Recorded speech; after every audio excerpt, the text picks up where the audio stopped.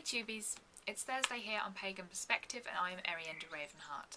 This week we are discussing names and titles associated with Wiccans and witches, and the full question is in the box below as usual, and there is also a link to an article that was part of the question, so you can read that now if you want to and come back to the video, or you can read it after the topic.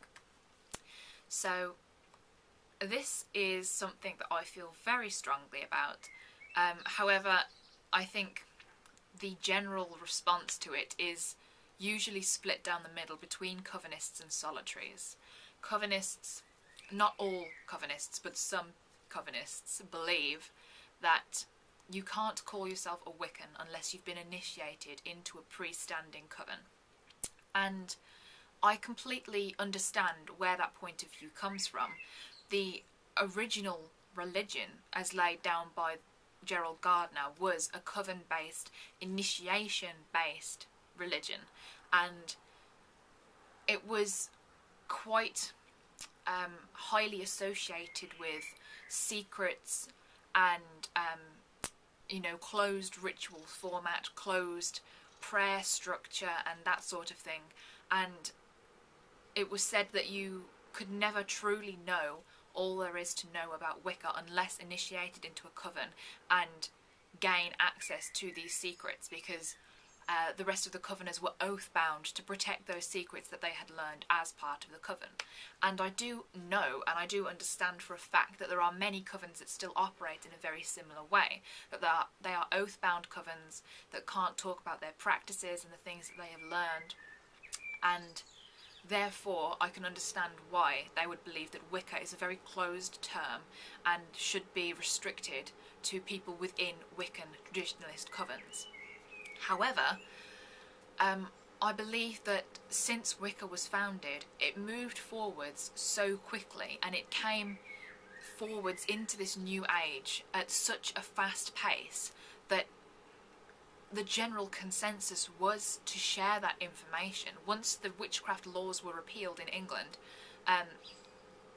it's just this freedom of information came out about witchcraft and has made it very accessible to other people who wish to join the craft. All you have to do is Google for pages and pages of information about Wicca and witchcraft, whether you want to call that genuine documents or not. I know that the article refers in specifics to authentic articles that you can find on the web, and how to distinguish between authentic fact-based articles about Wicca, the traditional religion, and people's opinions and people's take on the religion as Wicca. So, you could argue that Googling about Wicca isn't going to give you correct information, isn't going to give you authentic information. But then you have books as well that have been written by Wiccans, by people that have come out of covens, by Doreen Valiente herself, by Gerald Gardner, and there is information out there by people who have seen it from both sides. Christopher Penzac is one of them. He's been solitary and in a coven, and he shares his work in his writings. So who are we to judge who knows the most about Wicca? Who can define who else is entitled to use the term Wicca and Wiccan in their practice? If that is what you identify with personally, for me it always has been something that I identify with personally. I study the writings of Doreen Valiente and Gerald Gardner, and I adhere to the Wiccan Rede. That is something that I use in my practice and everyday life. The Wiccan Rede is something that I live by. That is the law of my morality, and the person that I am is highly defined by and influenced by the Wiccan Rede. And I can't say that I always stick to it, because as a Christian, you couldn't say that you always adhere to the commandments and that you were without sin. That sort of thing applies in Wicca as well. You can't say that you constantly adhere to the Wiccan Rede, but I do so consciously, like as much as I can, and therefore that defines me.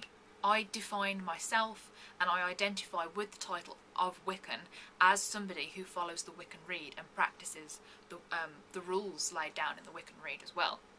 So that is from my personal point of view, I consider myself to be a solitary eclectic Wiccan because of the things I just mentioned. But you can also see the point of view from the Covenists that, you know, unless you're initiated, there's a lot of secrets and oath-bound information that you can't get outside of the Coven. So it really is a personal thing.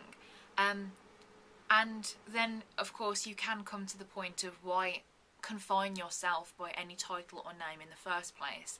Why call yourself pagan, neo-pagan, witch Wiccan or neo-Wiccan? Why go by any of these titles? Why don't you just call yourself spiritual or a child of the goddess? But it really is up to you. Through your practice and through your studying of the craft or whatever path of paganism it is that you like to follow, that you are interested in, don't feel as though you have to conform to going by one title or another. If you are studying with a coven, that still doesn't mean that you are that branch of Wicca or witchcraft or whatever it is that that coven goes by. Unless you've been initiated into that coven and you identify with that title, in which case that's fine as well. But don't feel like once you've started studying something like Wicca or a traditional branch of witchcraft, don't feel like you have to conform to that all of the time. If you find that your beliefs are too expansive to be pigeonholed into one of these titles or forms, then you don't have to call yourself anything, as long as you know within yourself where your morality lies, what your spiritual beliefs are. It doesn't really matter what title you go by. And that, I think, concludes the topic for the week. Please let me know if you have any questions or comments and leave them in the box below. And I hope you've enjoyed listening to my point of view on this. Until next time, blessed be.